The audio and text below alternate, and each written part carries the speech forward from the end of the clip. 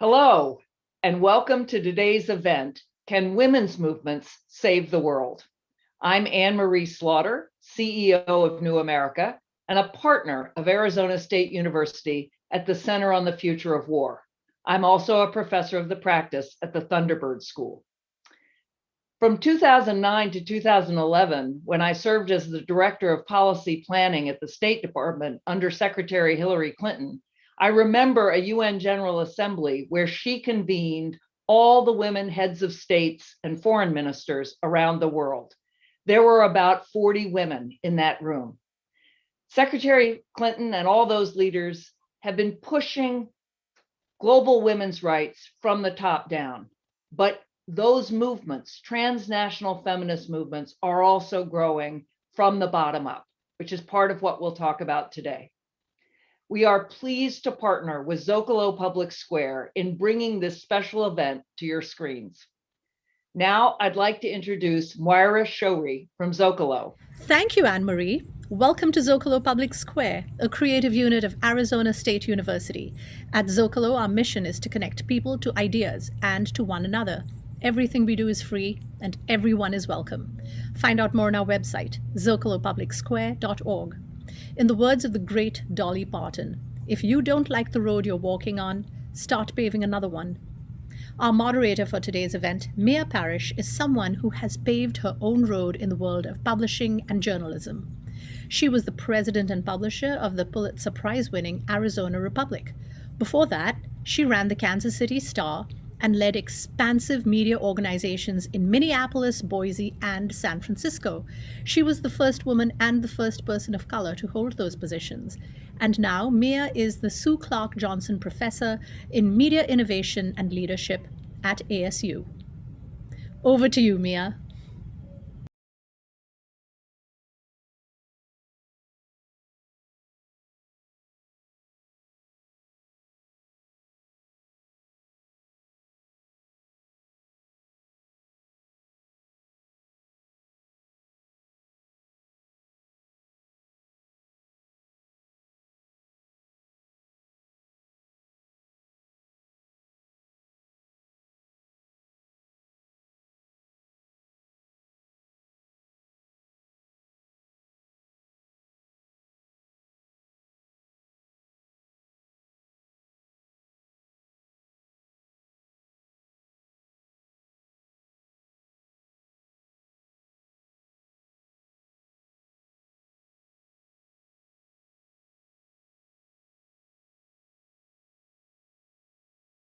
About.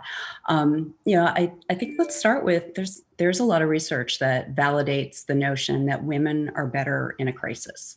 That when women are in charge, when women are the leaders, whether it's of a company or a unit or government, that they perform better than men, but that difference increases when you're in a crisis, whether it's an enduring one like challenges in traditional media or episodic like the pandemic.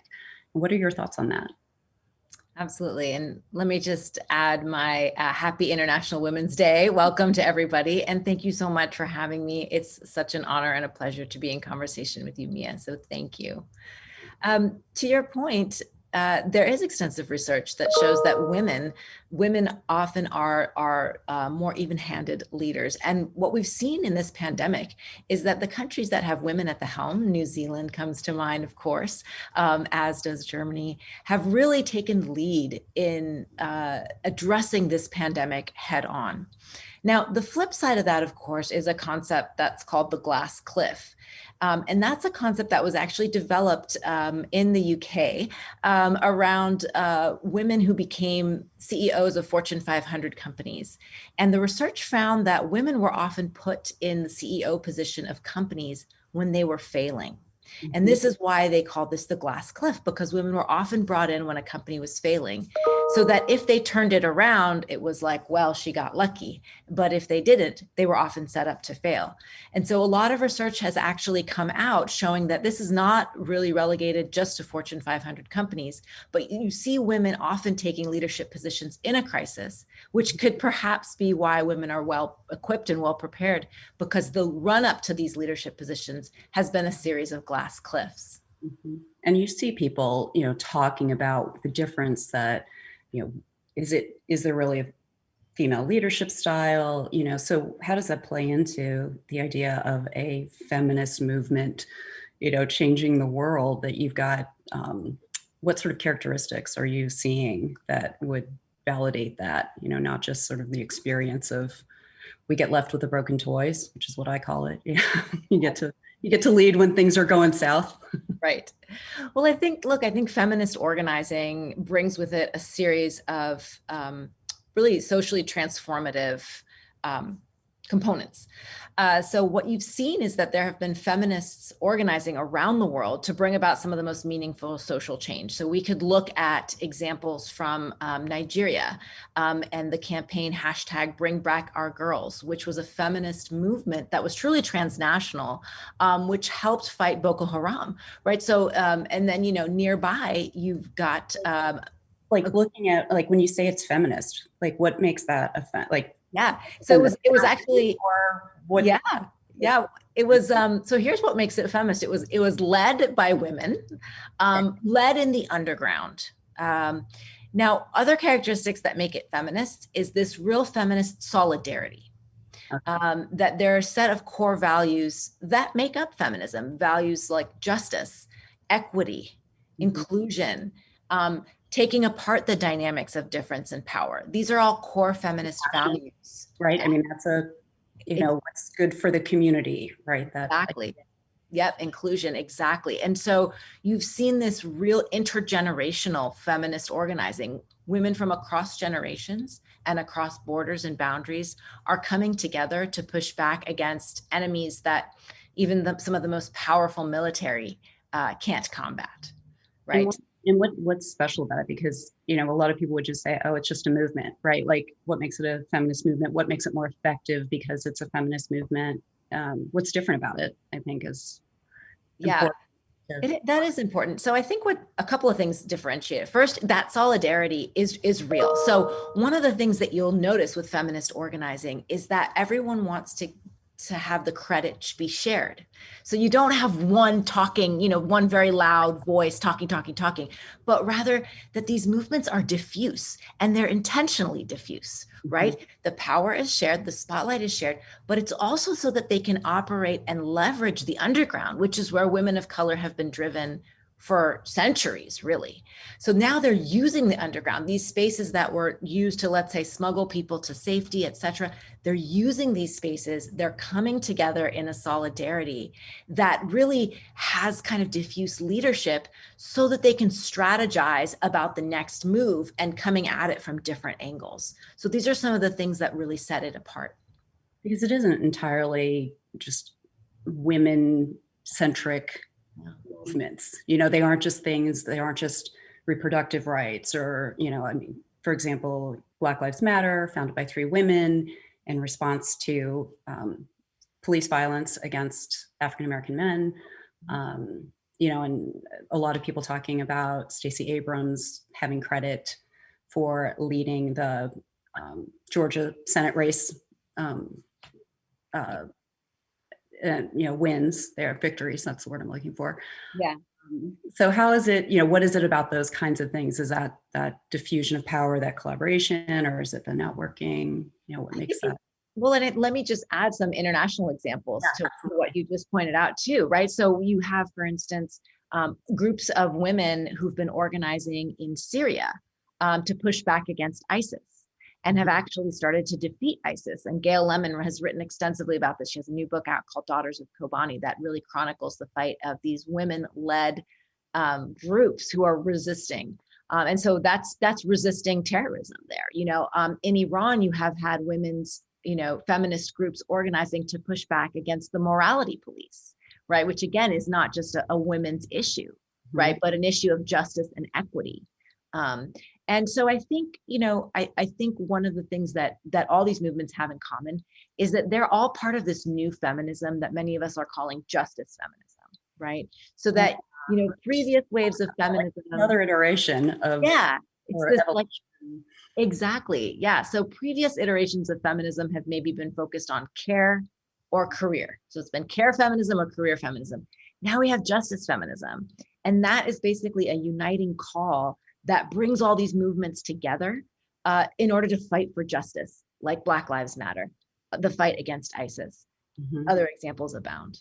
Right, or even Greta Thunberg and climate change. I mean, that is climate justice. Yeah. Greta's fighting for environmental justice. And I think the other thing about feminist movements is that because of the core values of feminism, the absolute link between health justice, social justice, and climate justice has been central to what feminist organizing has been about. Now, 2020 laid that case bare for everyone, but this is something that has been central to feminist organizing for decades. Right. And I mean, these are core feminist values. So they're essentially feminist in framing and thinking, whether you're looking at police reform or sexual violence, which is something you've studied extensively, in trafficking, like they're interconnected. And what would, in this next gen, justice feminism, what does feminist foreign policy look like? Because now you're at this point in the evolution of it, you're not just squawking or you're not just protesting, you're actually helping make change happen for big group. I mean, that's one of the things that really interests me about the idea of transnational feminism too. It's not just person to person, saving one thing, but you're really creating this broader movement to affect positive change. So. And I would add that broader movement is really about structural change, right? So that it's not about a quick fix or like a fad movement, right? It's about that long-lasting structural change. Now, the feminist foreign policy, we've seen some examples starting, let's say, in Sweden, right, in 2014. And they said, well, feminist foreign policy is one that centers women, that centers women's issues. And then you had the next iteration in the two countries that border the United States, Canada and Mexico. And my colleague, Magda Hinojosa in the School of Politics and Global Studies has written extensively about this, where in 2017, you had Canada and Mexico saying, okay, let's do feminist foreign policy kind of 2.0, which says, okay, well, what are the core values of feminism?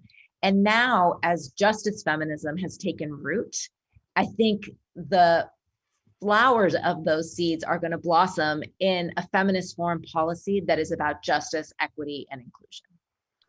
Something else that just I think is interesting is these tend to be like big, hairy things. You're not trying to solve small problems. You're talking about sex trafficking and climate change and, these huge things. And what can transnational feminist movements teach us about how to do a better job with these long range issues? That's because that can be an issue, certainly in the system, right? Nobody wants to solve this incredibly broken thing, immigration or whatever.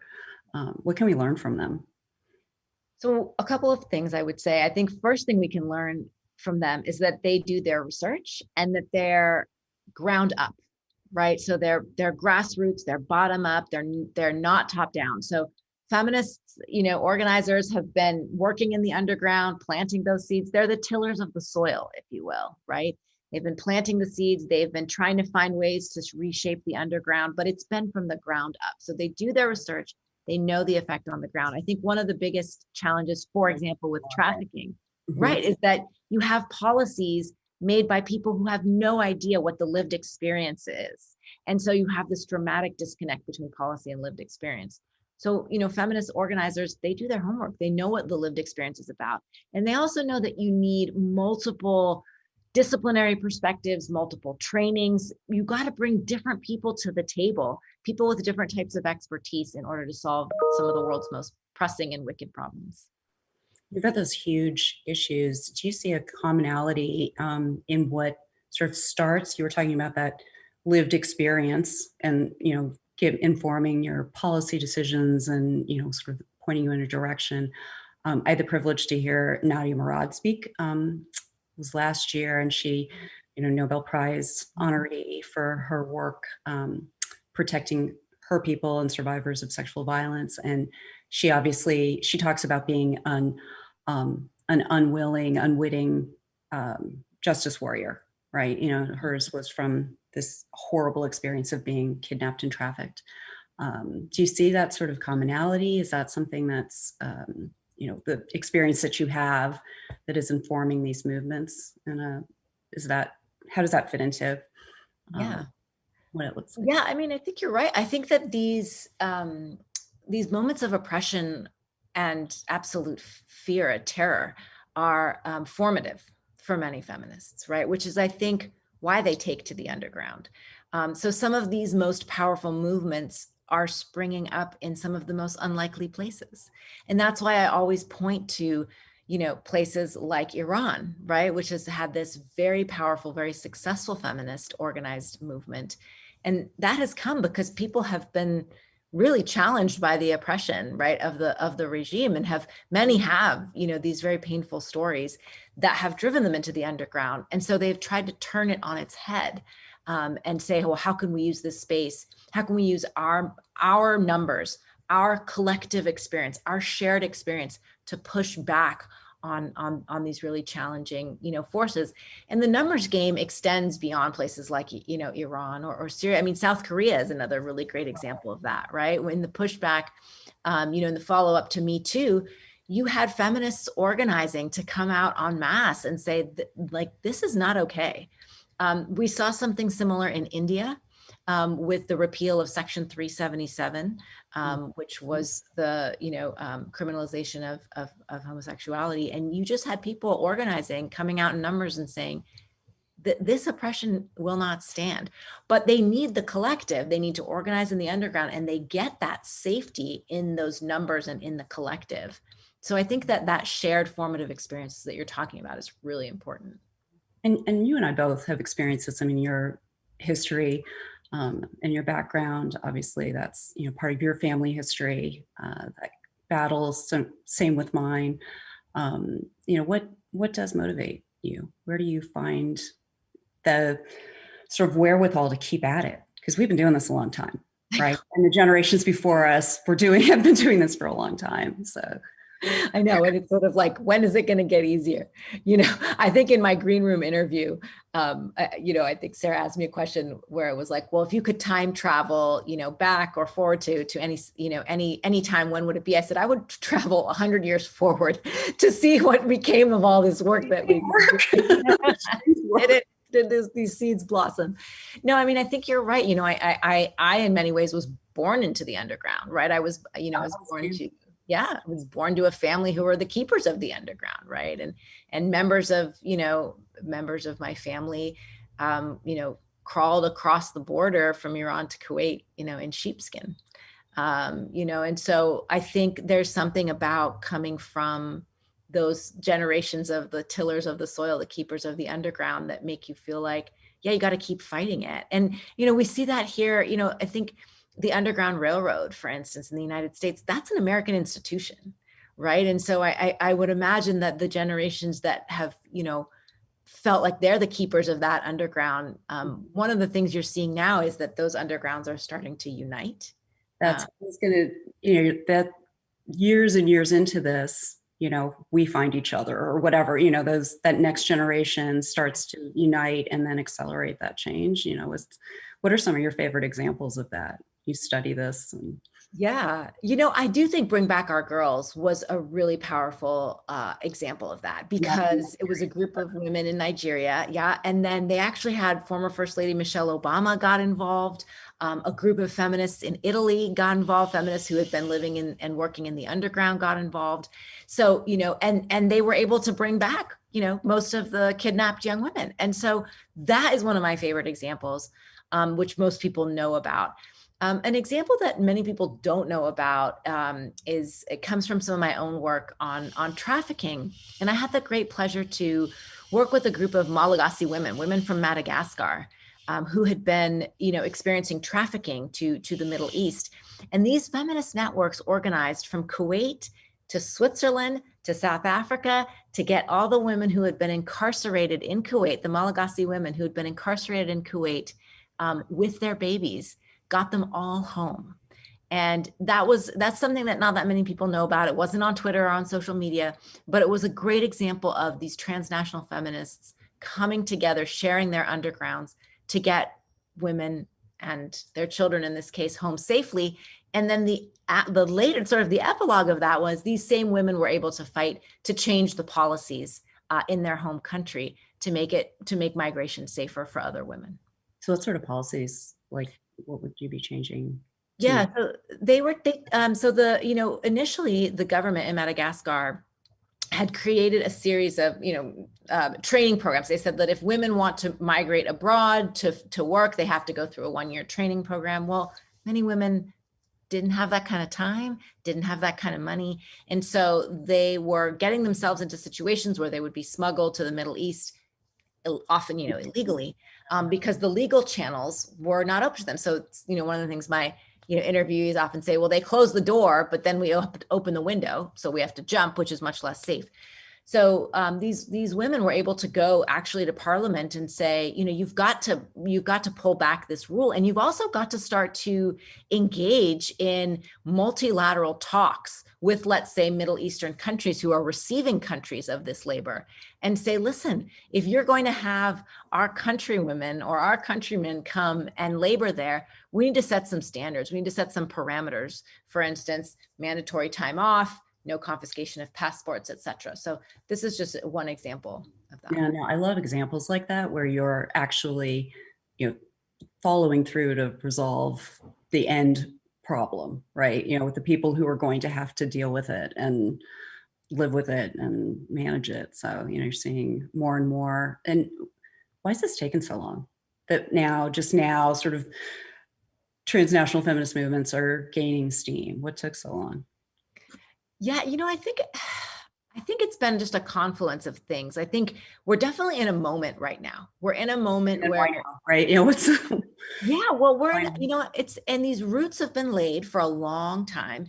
And then we had Black Lives Matter and powerful feminist organizing there. We had Me Too, and that ignited, kind of a revolution around the world. Yeah, exactly. And so I think, success begets success, right? And so as people looked over their shoulders and said, oh, look what they're doing there. Oh, maybe I could do that too.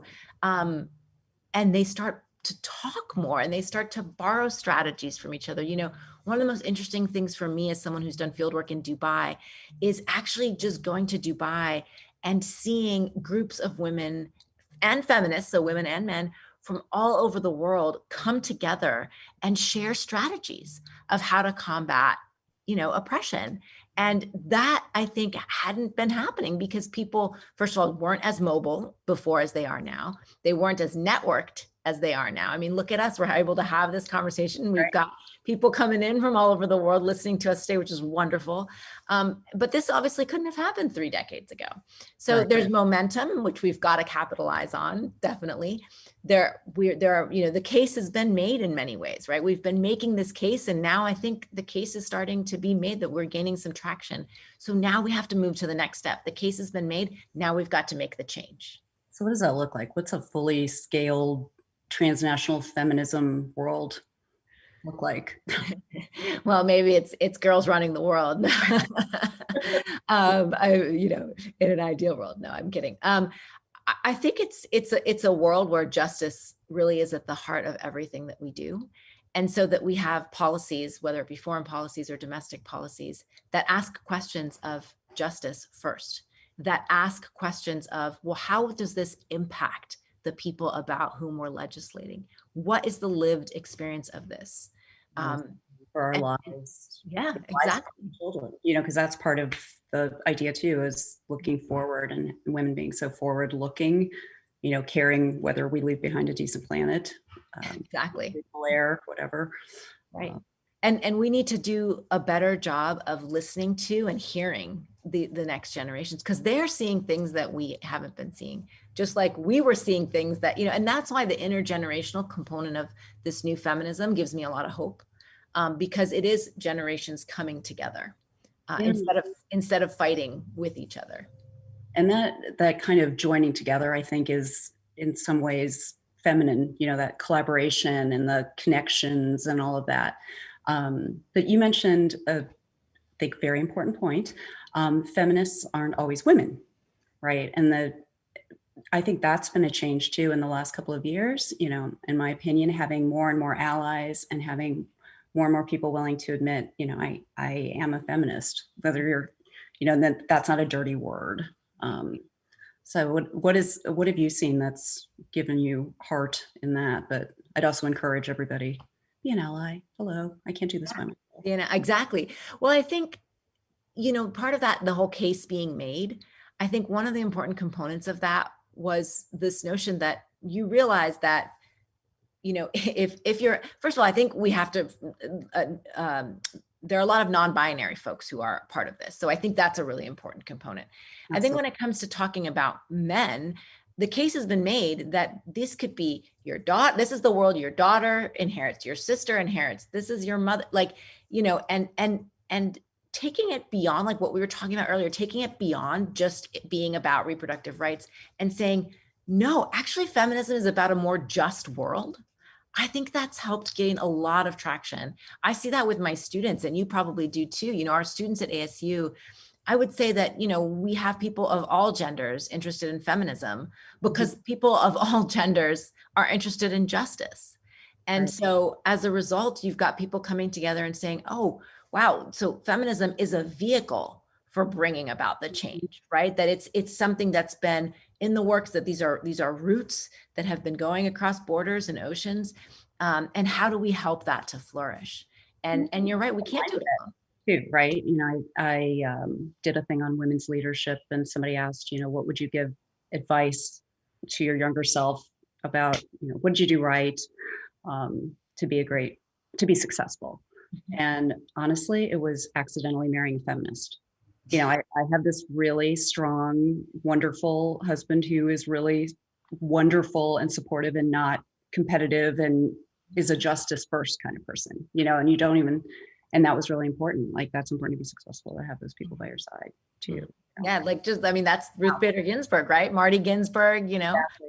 But I think the other thing, when people ask me, what makes women leaders successful, one of the things I say is that we lift as we climb, right? So we're true feminist leaders, male or female or non-binary, are not going to just step on people to go up, but rather are going to lift as we climb. That's another thing that the research shows, that on a team, that the whole team is better when you have two or more women. Like, the men are better, the women are better. All of either isn't as good. And, having at least two women, whether it's on a board or it's on a team doing whatever, that we're all better off. So you were saying, like, women run the world. It's like, no, justice minded and many women running the world. Justice-minded people run the world. That's the optimal, right? That people who think about justice first. And when we say justice, it's an analysis of justice that's rooted in an analysis of power. Right. And, and it is a power play. We've talked about this. I think that's one of the reasons it's taken so long, because justice shifts power, right? And, and finding equality and finding that, so there's been a pull and a push in, a negative way against these movements. Do you think that people are starting to see the benefit to all, like you were talking about? Is that a change as well? It depends on the part of the world that we're talking about. I think here in the United States, we're finally starting to see it. Part of that, though, is that we have had this triple pandemic, in the last year, right? We've had the health, the viral pandemic of COVID, the rearing of the social pandemic of racism, and then the climate emergency pandemic, right? So, or a pandemic of inequality. I mean, women have lost 10 years of economic growth in the workplace. Yeah. And so I think everyone's like taken a moment to say, wait a second, we can't keep going like this. We just cannot keep going this way. And so that has also helped the case to be made. So why do you think we need this new feminism? What do you think is the... I think because we can't live in a world where we have a triple pandemic and women are set 10 years back and people of color are disproportionately affected and dying, and the world is burning. Like, we cannot do that, right? I don't think that's right for the next generation. It's not right for our current generation. And we need new models of leadership to get us out of this kind of a situation. And we need new ways of knowing, right? That's why we're educators. We need new epistemologies. We need We need new voices to be our guiding lights. We need, one of the projects that we're working on at ASU is looking at Indigenous storytelling. We need to hear the stories of how people connect to the earth so that we can heal the earth. We need to think about, I'm Iranian, Nowruz is coming up. It's the Iranian New Year. That's a time for reflection. It's a time when the earth is healing itself, but it begins with a festival of jumping over the fire. People jump over the fire, asking the fire to cleanse them of all the social and viral ills, right? So it's, and your wealth and exactly. And so these are things that Nowruz has been celebrated for 3,000 years, right? So we've got to start taking these lessons seriously, because look at the damage that we're doing. And there's so much that can be, healed, as you were saying, through looking at, lessons that we've already learned the hard way. Yeah. The hard way often. Yeah. And that's why reflection, one of the, for me, when I was learning what feminist methodologies were, one of the first things I learned about were the twin concepts of reflexivity or self-reflection and positionality, being aware of your position or your power in any given circumstance or situation, right? And if everybody did that, if everybody took a moment to reflect on their position or their power in any given moment, just think about where we'd be. Mm-hmm. And what good you could do with the power. Exactly. I mean, which again is the heart of feminism and a feminist movement, right? Like, how do you put goodness into the world? Exactly. Yeah. What are some of your favorite examples of success in these movements? Yeah, so I think I was astonished to see some of the successes transnationally with Me Too. I was astonished. Yeah, in India, you saw people just being called to task and being called out, and just this wide, really horrible, like endemic to the culture abuse and misogyny. Exactly. And South Korea, Japan, that was, that outpouring and the fact that so many people were called out and actually forced out of office in so many parts of the world as a result of this, that to me has been a really powerful example. I have been really inspired by the movements we've seen in Latin America, Mujeres en la Marcha in Chile and Argentina. And I know that, abortion is, of course, more a women's issue, but it's also a reproductive justice issue. And the success that they've had has been inspiring, So, everything affects economies, families affect everything, your ability to have a healthy community and education access. And, it's not just a girl problem. Right. And then I would be remiss in not mentioning probably one of my favorite moments, which is the fact that we have a woman of color in the White House. So that intersectionality, and I know we're both wearing our pearls today. Exactly right. That is amazing that it's not only a woman, but a woman of color in the White House. I think that path has been paved by feminist organizing for decades. Yeah, I mean, I think as someone who's a biracial daughter of an immigrant who fled a war-torn country for opportunity, to see her, it was just moving. Yeah. I mean, and to know that how long that was in coming.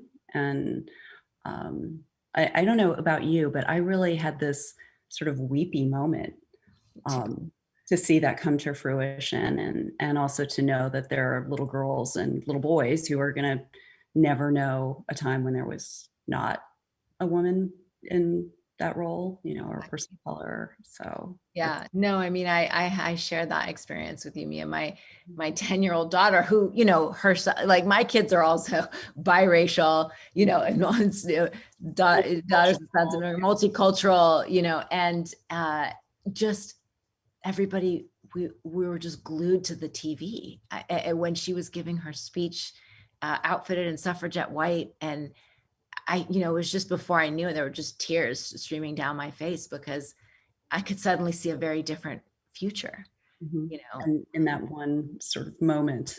Yeah. And of course, so many others that are cascaded from that. And, you were talking about how success begets success. What do you see ahead, or what do you see going on that gives you hope? I think just the fact that, for instance, I was telling somebody earlier today that I've been, promoting International Women's Day for 20 years, right? And I've been trying to get talks. This is the first year that I've been so busy, which is great, right? No, I mean, like everybody wants to talk about it this year. And I think that's phenomenal. That in and of itself gives me hope. The fact that the two of us get to have this conversation today. And Marie introduced us. I mean, Moira, it's just this all-star lineup, and I know we're both at ASU, and we had a newsletter come out this morning, and it was all the powerful women at ASU speaking about Women's Day. And it was like, yes, and you're starting to see pockets of it everywhere, kind of pop everywhere. You're starting to see these successful moments where, like the Arab Spring was a really powerful moment. And then now you're starting to see in Tunisia, in Morocco, in Egypt, the fruits of that labor popping up, right? And obviously throughout Europe. But you're, it's like the path has been cleared in a way. So I'm just really excited to see, what these movements are going to bring about. And I do think that we have a role to play as the tillers of the soil now for those who are trying to move it forward, that we have to keep that path open and not let it close. Others and link arms and all the things. But you're seeing so many people step into that fray and just sort of be, hashtag seems natural, right? To be talking about it. I felt like Sisyphus for a long time. I don't know about you. And then all of a sudden it's like, wait, that rock just, what? Yeah. Exactly. And it's real. But so I love your example of Sisyphus, because I've also felt that way. Like, oh, I'm too tired. And like you, that this experience that we've been through, these fights, we've been fighting for all our lives, both of us, really, we've been born into this, I think I've also felt like Sisyphus. But I like that example because now that rock is rolling, but let's make sure that it's, that we kind of allow that success to keep going, right? Because momentum to the next mountain too, right? Right, because that the biggest mistake that has been made is when people think, oh, feminism was successful and it was over, right? And that happened after the 60s and the 70s. They're like, well, you got birth control. Yeah, you have everything you want. You can drive. You got the right. No, and I think we need to not make that mistake again, for sure. And I think we need to think about this justice feminism and say, okay, what is that next challenge, right? And how do we keep that momentum and bring more allies to that so that it's not so much of a lift the next time? Right, and more people are seeing the benefit to themselves as well as these things get, they join in. To help the momentum.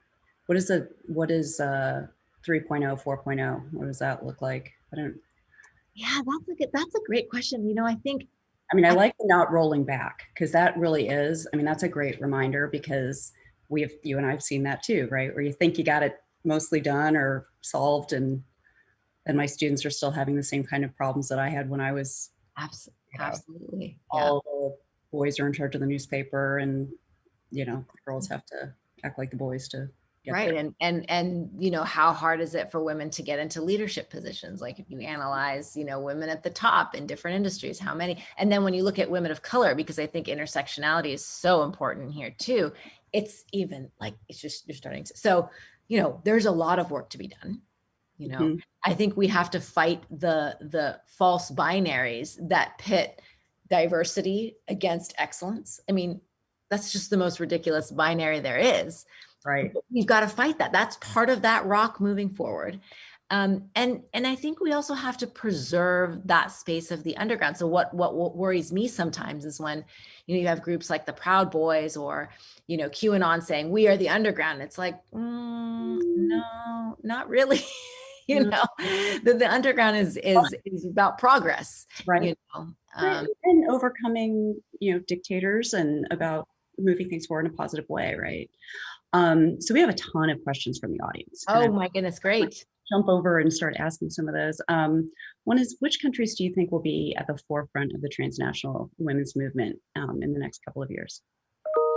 Well, that's a great question. So I wish I had a crystal ball. So, I'm as curious as to the answer to this question as you are. But from my own research and from the amount that I've been studying transnational feminist movements, if I had to guess, I would say it's some of the countries that we've talked about today. So India, definitely being, among them, South Korea, Iran.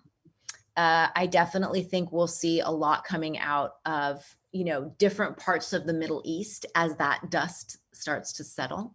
I do think Nigeria, definitely. And, I think Canada and Mexico as well. Now, Canada, I'm going to set that aside because this doesn't fit with my other construct. But, you're talking about a lot of places with very patriarchal societies. So what do you think the future of feminism holds? Yeah, and there are also countries in the global South, which I think is interesting. So, and I think that's important, right? Because being in the global South has given them a really robust analysis of power, right? Where it's like, even the men in the global South understand power vis-a-vis the global North. So I think that has actually helped bring about more allies. First of all, I think families are changing. So, people talk about, Iran as being incredibly patriarchal. But I would love to invite all of you to come have dinner, with my parents or with most Iranian families, and you'll see the matriarchy is pretty strong. I think that, yeah, actually. yeah, exactly. So I think families are changing and people are starting to say, look, I'm the matriarch, not just at home, but, we have a lot to contribute. So, I do think there's something to be said about a lot of these countries being in the global South. Yeah, absolutely. And we have a lot of people asking versions of what can men do to be allies and how can they help? Great question. First of all, men are already helping. Men are already great allies. So let me give credit where credit is due. I think listen, probably foremost, listen. The reflexivity and positionality that I talked about, I think as men begin to practice that more, that being self-reflective and saying, oh, wait, here's my positionality. I have the great fortune to work with two white male colleagues who are deans in the college with me. And they're both so great about taking a moment and saying, wait a second, I'm the white male in the Zoom room right here. Let me pause and let's hear, so I think that as more people do that, that's what allyship is looking like. And it's also about amplifying the voices of those who can't always be heard or can't always speak up. And what does that look like to you? You're, asking for people to come speak, or you're asking their opinion? I think having, so for instance, when I was dean of a school of international affairs at the University of Denver, we said, okay, no more manels, no more all male panels, right? And also no more having just the token woman to talk about like soft policy, and so I think, first of all, recognizing all genders as authority figures when they are experts, right? So that's that breaking down that false binary of diversity and talking about inclusion, right? Exactly. Again, it's really at the heart of it, like all right. along. Right. Justice for all, not just people who look like us or. Exactly. It's intersectional, right? So I think that amplification is about saying these are voices that should be at the table, but also amplification can just be, you're in a Zoom room, maybe somebody doesn't necessarily feel like they have the voice to say it, they may put it in the chat, but you can amplify that point. You can, if somebody makes a point, you can speak it louder, knowing that you might have a position of privilege in that particular Zoom room. And those positions of privilege are changing every single minute of every single day. So it's just having that skill of being aware, of your surroundings. No, absolutely. A great question about how can we help bridge the digital gender divide, knowing that some girls already have obstacles to getting an education. And how do we help in that? Yeah, well, I think we've seen some progress in that area as well. I know acknowledging it, really. That's like seeing that that's a problem. Yep. And talking about, who gets to have access and who doesn't, right? I think there is a digital divide more writ large, right? Who has access, who doesn't. But I have been impressed with the progress that's been made in parts of the world, like Iran, like Afghanistan, right? Where that gap is starting to narrow. Sorry. Right.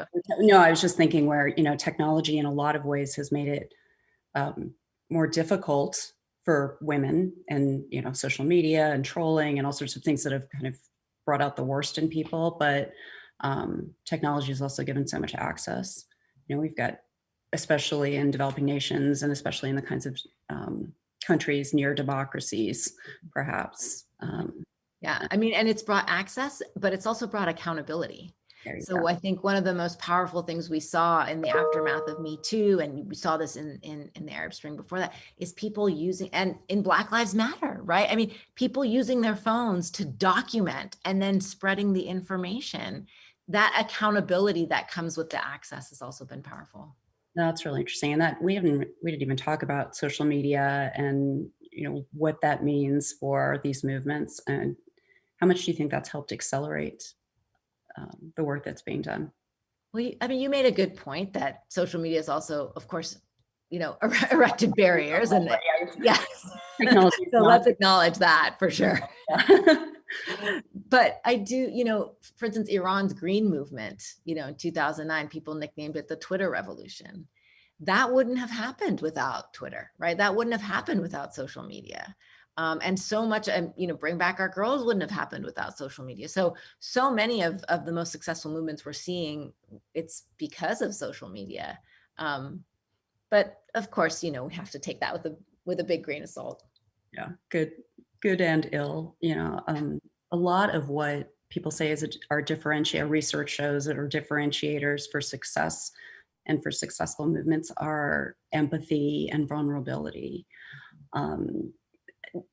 How do you keep that going once you have success, right? Like that humble and empathetic, because when power switches, power can switch, right? Yeah. So how do you hold on to that and hold on to the momentum? I'd say two things about that. I think first, as power switches, right, I think practicing reflexivity and positionality becomes even more important. I mean, it has to be a daily, hourly practice, right? And so that awareness has to happen. But I think the other thing that has to happen is that solidarity has to be held intact. So one of the things that you'll see, one of the things that does threaten progress in some of these movements is when certain parts of the movement start to ascend to having power, and then the folks assume that just because they have power, they're no longer invested in the cause, and that causes a fracture between or within the movement. So you have natural allies who, just because they're in a position of power, sometimes aren't seen as natural allies. And so I do think that can be a threat, right? And you see that with, women who've become, very successful in, let's say, television, right? You've got that phenomenon of incredibly successful women writers, women in media, that there's this sense of, well, now you're disconnected from me. And it's like, no, these are still powerful allies, and we have to keep that solidarity intact. I love that idea of solidarity. As we talked about racial justice and so many things that have been going on, one thing that I, as a member of a community of color, have been mourning and trying to figure out is the idea of, it's kind of human nature. When you rise up, you step on whoever's coming in behind you. You've seen that with immigration, with waves of immigrants, and certainly pretty prevalent in terms of racial divides, ethnic divides. What do you think about feminist movements that could be different, and be a better, more continuous, we're still lifting up others as we rise? Yeah. I mean, I think we have to be, that intentionality has to be there, right? So that we have to remember that we need to lift as we climb. But we also need to create networks of trust, so that those who we are trying to lift are also, we're not dragging them, to sort of beat this metaphor, it's like, well, we can lift if people are willing to come with, but not if there's a distrust. So I think that we have to continue to nurture that trust. And that's a process that has to be continuously nurtured, right? That solidarity isn't something that happens overnight, nor is it something that we can count on continuing untended. So we have to keep being intentional. We have to tend that. We have to cultivate that trust so that we can lift as we climb. Right. And someone's asked what motivated you to be part of this event, and why do you think it's important to talk about it? I'd say also, what motivated you to do this in the first place? I know you said you were born to it, and so was I, but what made you decide to make that your life?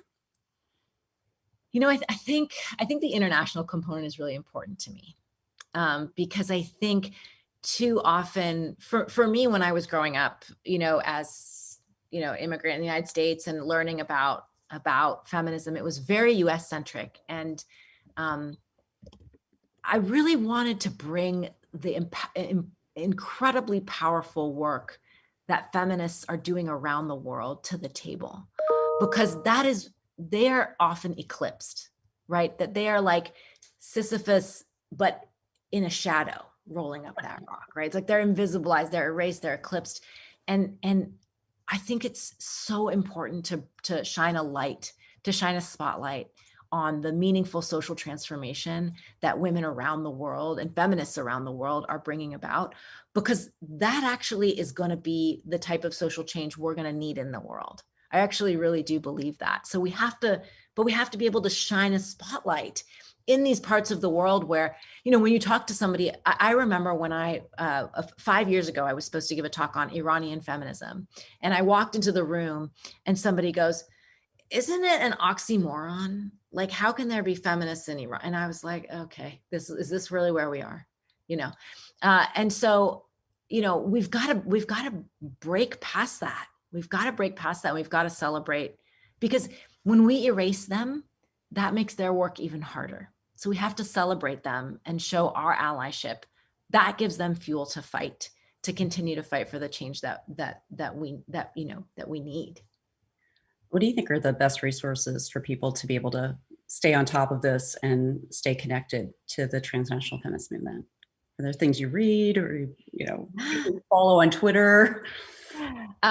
Well, first, let me say Ms. Magazine has done an amazing job of keeping that transnational lens. Ms. has actually been at the forefront of fighting for Nasrin Sotoudeh, who's the Iranian human rights lawyer who has been wrongfully imprisoned now for many years. And actually, Ms. has broken stories about Nasrin when other media outlets haven't at all. So, I think that there are some really powerful feminist outlets that really are trying to bring that transnational lens. But I would also just say, read books that aren't only set in the United States, right? I mean, read books that talk about the connections, right? That, and also I think the other thing I would say is, that amplification is important. One of the things that for a while frustrated me, and maybe Mia, you can relate to this, but every time I saw somebody on CNN or on TV talking about Iran, it was a man. And about 50% of the time, that man had never been to Iran. And it's like, it's like, hello, could we have this conversation a bit more broadly? So that amplification, I think, is pretty important.